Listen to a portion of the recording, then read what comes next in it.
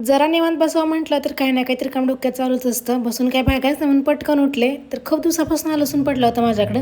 देशी लसूण आहे त्याच्यामुळे जरा त्याच्यातला कुड्या थोड्या पोकळ झाल्या होत्या.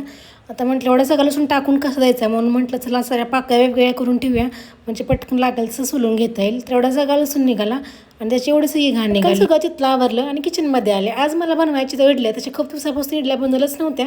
तर फायनली मला मुहूर्त भेटला इडल्या बनवायला. इडली असली की त्याचसोबत आमच्याकडे सांबारी नेहमीच बनतं, तर त्याचीच इकडं तयारी चालू होती. भाज्या वगैरे पटकन चिरून घेतल्या. इकडं डाळ पाण्यात भिजत घातली, त्याचसोबत चिंचही पाण्यात भिजत घातली. थोड्या वेळानंतर डाळ पण चांगली भिजली होती. म्हटलं कुकर लावून घेऊया. तर नेहमी मी डाळ आणि भाज्या सेपरेट शिजवून घेते. तर आज म्हटलं बघूया दोन्ही पण एकत्र शिजवून कशी टेस्ट लागते याची. तर दोन्ही पण मी कुकरमध्ये टाकलं, त्यासोबत हळद टाकली, मीठ टाकलं आणि सगळ्यात महत्त्वाचं म्हणजे थोडंसं तेल टाकून घेतलं. तेल टाकल्यावर काय होतं, आपली डाळ वगैरे अजिबात होतू जात नाही. तुम्ही ही डाळ कुकर लावताना त्याच्यामध्ये तेल टाकता का मला कमेंट बॉक्समध्ये नक्की सांगा. आणि तुम्ही तेल टाकत नसाल तर तुम्ही नक्की ट्राय करून बघा अशी ट्रिक वापरून.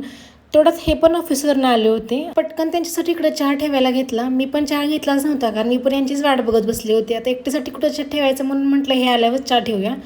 चहा वगैरे घेतला आम्ही. पटकन इकडं सांबार वगैरे तयार केलं मी. खूप मस्त सांबार बनलं होतं, म्हणजे त्याची कन्सिस्टन्सी खूप छान झाली होती सांबारची. तर चला म्हटलं इडल्या बनवायला घेऊया. पीठ तर खूप छान फुगलं होतं, पण तरी पण म्हटलं इडल्या एकदा बनल्याशिवाय आपल्याला कळणार नाही की इडल्या चांगल्या फुगतायत की नाही.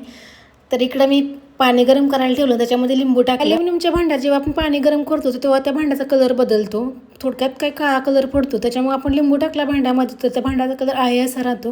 तर इथे बघू शकता इडल्या तयार झाल्या, पण त्या भांड्याचा कलर आहे असा आहे, पांढरा शुभ्र. उडदाची डाळ घरची असल्यामुळे त्याला थोडीशी पाट शिल्लक होती आणि ती पाट काही पूर्ण निघाली नाही बारीक करताना, त्याच्यामुळे इडल्या थोड्याशा काळ्या पडल्या. इडल्या इकडे बनवून तयार होत्या. आता म्हटलं चला गरम गरम खाऊन घेऊया. तर दोघांनी मस्त अशा इडल्या खाऊन घेतल्या. सो चला भेटूयात नेक्स्ट ब्लॉगमध्ये. Bye bye.